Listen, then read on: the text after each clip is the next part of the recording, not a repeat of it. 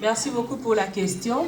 Pour essayer justement, dans le cadre du plaidoyer qu'on a mené, pour essayer d'accorder l'accès aux soins de santé primaires de manière globale, mais en particulier l'accès à l'avortement sécurisé, nous avons eu à travailler la coalition avec les organisations internationales membres et les alliés, à travers avec le ministère national de la Santé, qui avait produit les normes et directives qu'on a appelées normes et directives de soins complets d'avortement centrées sur la femme.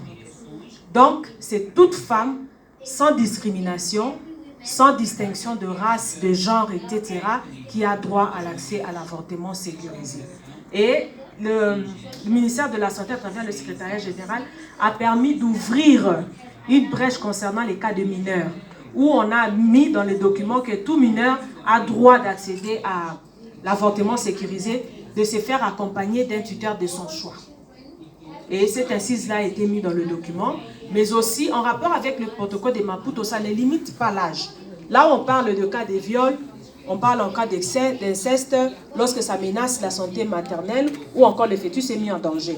Donc vous voyez que même pour une mineure qui a un problème, qui a été violé, surtout avec le cas de la RDC, on n'a même pas à demander. Parce que même au niveau de la loi sur les violences sexuelles, violences basées sur les genres, tout enfant en dessous de 18 ans est considéré comme mineur.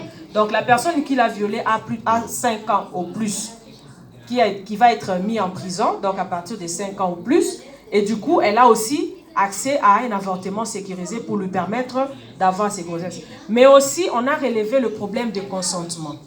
Dans le cas où la mère ou la fille estime qu'elle veut garder sa grossesse, on ne va pas l'obliger à procéder à l'avortement. Donc, les normes et directives sont venues un peu répondre à ces préoccupations-là.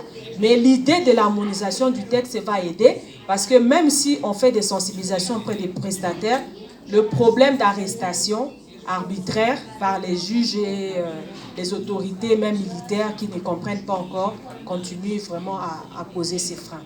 Merci. Some form of strategic litigation, because when you then take up an issue to that level, that's when you can make, set precedent and change the laws in the country.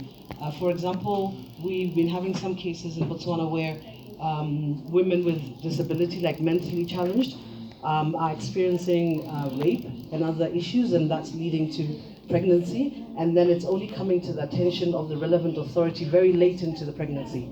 And so that then requires some intervention in terms of, abortion. And they would have to bring the cases to our office, and, we'd be now taking it on an individual case to go and argue in the courts. But what we're trying to do is to build that evidence so that then we use it as well in terms of our advocacy, to say it's beyond just the normal timeframes that you have in your countries. There are other issues as well. And so if it was blanket and then the exception is made, for other issues, then everybody would have access to safe abortion. So I think it's also just about us, as we are trying to see how to move this agenda forward at a regional level in countries as well, build up as much evidence as possible, take as many cases as possible. I'm referring to the legal colleague, so that you have a lot of evidence to back your position. Thank you. Thank you very much. From this,